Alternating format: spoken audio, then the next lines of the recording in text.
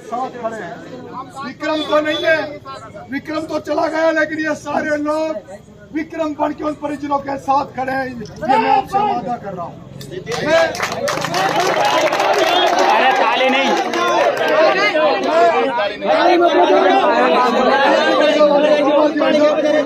गोपाल जी मेरे साथ खुदा, मैं आपसे कहना चाह रहा हूँ, लड़ाई केवल विक्रम की नहीं है।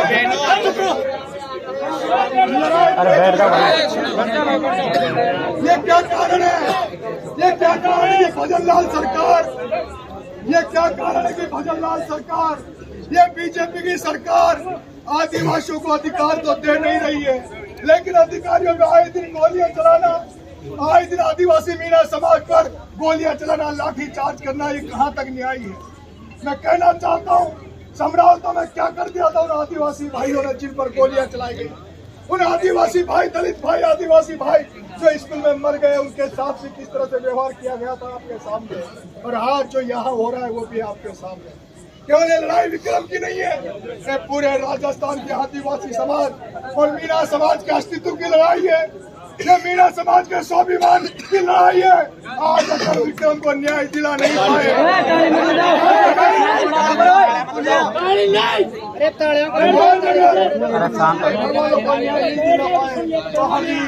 घटनाएं होंगी। कल वो समरावता में हुआ, 2 दिन पहले पिपलोदी में आदिवासी दलितों के साथ हुआ, और 4 दिन बाद डूंगरी बांध में लाखों आदिवासियों को उजाड़ने का प्रयोग चल रहा है। अगर आज नहीं लड़े तो आज अगर आज हार गए तो डेली हमें लड़ाई हार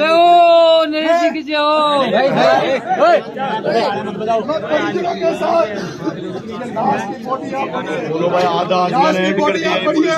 ये जो पुलिस वाले ठुल्ले यहाँ खड़े हैं, ये पुलिस के ठुल्ले यहाँ खड़े हैं, उनका थानेदार खड़ा होगा, डिप्टी खड़ा होगा, उनका जो भी अधिकारी है उसको पकड़ के ले आओ, उसको पकड़ के लाओ, शांति से लाना। मैं कहना चाहता हूँ, मैं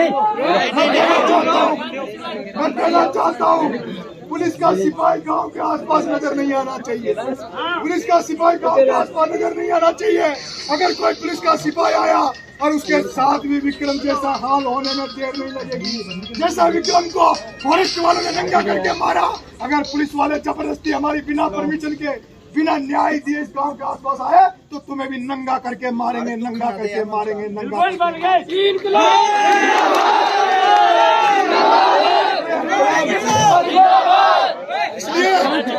इसलिए पुलिस से कह रहा हूँ, थाने में बैठे थे, थाने में शांति से धरना देके बैठे थे, और तुम्हारा वो डिप्टी महिलाओं को गाली देते हुए, किस तरह निर्दोष लोगों को गोलियां चला रहा था, लाठियां बरसा रहा था। अरे डिप्टी तेरी औकात हो तो नरेश आ गए, अब आके देख, अब बताऊंगा तुम्हें कि हमारे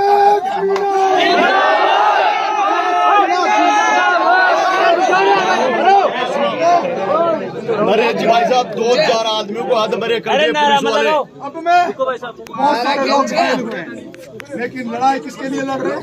विक्रम के लिए। उसके परिजनों को भी हाथ पांव तोड़ दिए।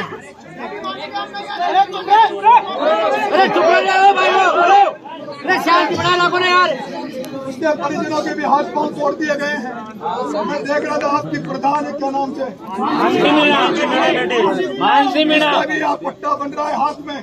मैं देख रहा था गोपाल मीणा के आंखों में अभी भी वो सोजना रखी है, जो बम चलाई तो उसकी सोजना आज भी गोपाल मीणा के। सही है सर। मेरे भाइयों, मैं अब चाहूंगा कि वो परिजन आए, अपनी बात रखे। उनको कोई, अगर उनको लगता है, सुनो मेरी बात, अगर परिजनों को लगता है कि उनकी बात सहमति हो गई है, प्रशासन ने उनकी बात मान ली है, तो हम अपने घरों को चले जाएंगे। और अगर परिजनों को ये लगता है कि उनके साथ न्याय नहीं हुआ, उनको जो उनकी इच्छा है पूरी नहीं हुई, तो परिजन आकर बीच में आकर सब इन पंच पटेलों के सामने बात रखें। वो जब तक कहेंगे हम लड़ते रहेंगे, लेकिन हम चाहते हैं कि उनका विक्रम का भाई कहाँ है, सगा भाई, चाचा है वो, सगा भाई अभी है विनोद, उसके परिजनों को बुलाओ, माँ को बुलाओ, पिता को बुलाओ। पिताजी 15 महीने पहले खत्म हो गए, माता जी होंगी आपकी, ये माई को बुलाओ। और आप तमाम लोग इस सबके सामने अपनी बात रखो। क्या क्या दिन में घटनाक्रम हुआ, कैसे लाठीचार्ज किया, कैसे जबरदस्ती लाश हो, सुनो, कैसे जबरदस्ती लाश यहाँ आ गई, कैसे जबरदस्ती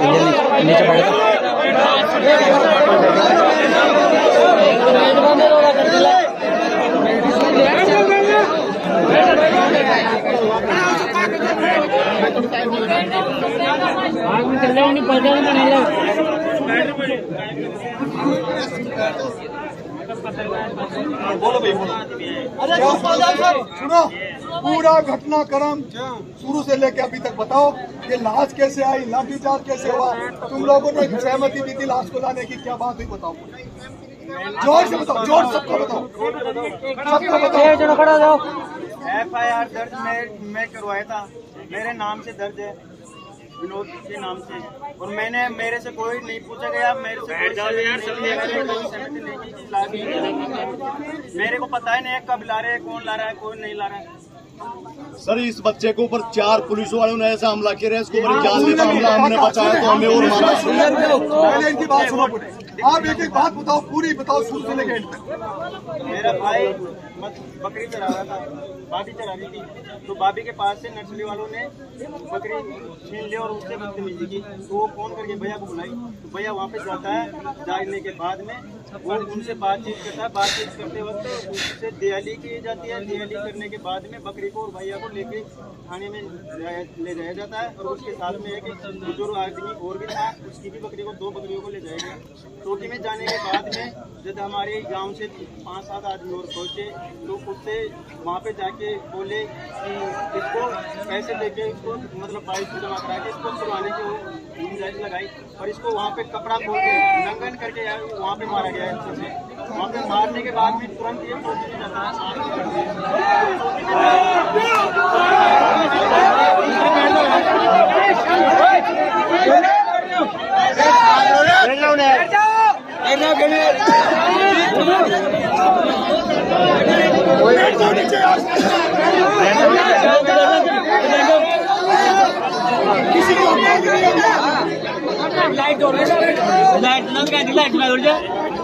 बैठ जाओ। अरे चुप हो जा भाई, आवाज मत करो।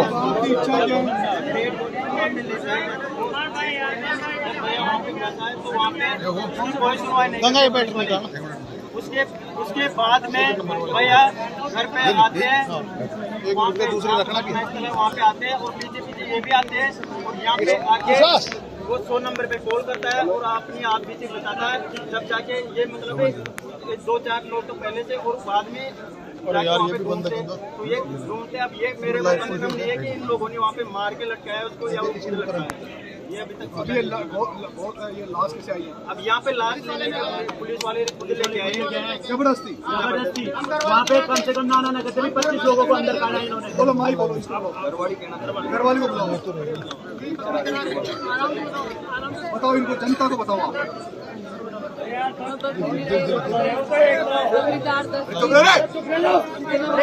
अरे वो चुप करा दो नहीं आप।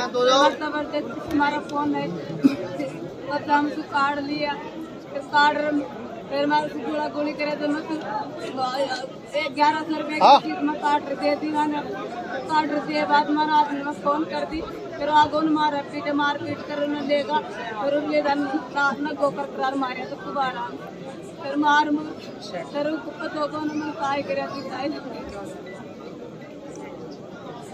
अब आपने सहमति दी थी क्या लाश को लाने की? किसी घर वालों ने नहीं दी, जबरदस्ती लाए। एक 2 से एम्बुलेंस को अंदर खड़ी करवा लो, एम्बुलेंस को अंदर ले लो, और मेरी खाट ले आओ यहाँ, मेरे लिए खाट ले आओ। देखो हम आपके साथ हैं, हम आपके साथ हैं, जो आपकी इच्छा होगी हम उसकी पूर्ति करेंगे। गोपाल भाई साहब क्या आदेश आ रहे हो? आप चिंता मत करो, आप चिंता मत करो, आपकी हर मांग को पूरा करके जाऊंगा। हम आपके पीछे हैं, आपकी हर मांग को पूरा करवा के जाएंगे। इनकी हर मांग को पूरा करवा के जाएंगे। बेटा भाई क्या बता दी, मतलब बैठ जाओ, बैठ जाओ।